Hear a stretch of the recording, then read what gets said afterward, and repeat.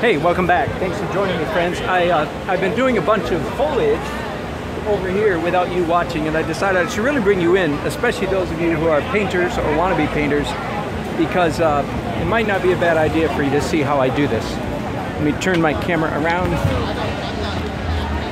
There we go, and I think I'm going to put you on this side, which is different.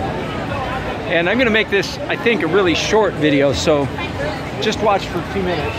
I've got opaque, pale, dull green on my, dull light green on my brushes. I'm looking to my right often because that's where the trees are that I'm doing. And every once in a while I'll do a little dot like that, but most of the time I'm just, I don't know what to call this. I'm rolling my brushes, stumbling in paint, creating a texture and allowing the texture itself to suggest leaves or leafiness. Instead of going in and trying to paint leaves, now these leaves up here are really very close to us. So some of those I'll actually paint like I'm doing right here. But most of the time, I'm just doing stuff like this, literally rolling brushes. Again, looking off to my right very often as I paint to remind myself what it actually looks like.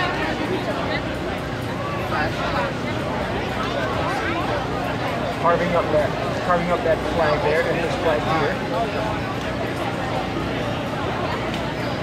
And this dull green really works very well on top of purple glaze that I did not too long ago. If you want to go back and see, I did that a couple episodes ago.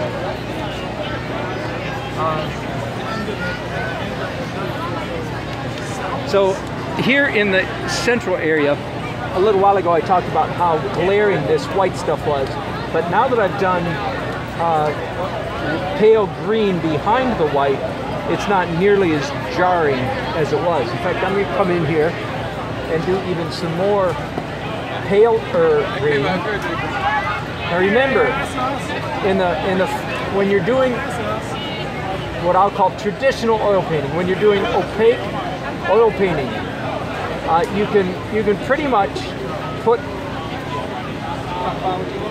it's almost always safe to put a slightly lighter color on top of what's already there. I've said before, there are very few things in painting that you can bank on as being almost always the right thing to do. But this is one of those. It's almost always the right thing to do, to put a slightly lighter color on top of what's already there. I'll be doing a lot of that. So I just did that right there, and that area got better. In fact, I'm going to mix up an even paler green here, add a little bit of yellow ochre to it, and come down even closer to these tent canopies to give a real sense of glow down here. I want everything in this area just to go diffuse. I want it to be just fuzzy, bright light. And what connotes light to the viewer is fuzziness. Fuzzy edges connote light. You want something to look like it's glowing to make it very fuzzy. And that's what I'm doing back there. Definitely want it to look like it's glowing. So everything's very, very soft. Okay? That's all I'm going to do for this episode. I'll be back in a few minutes with the next one. Thanks for watching.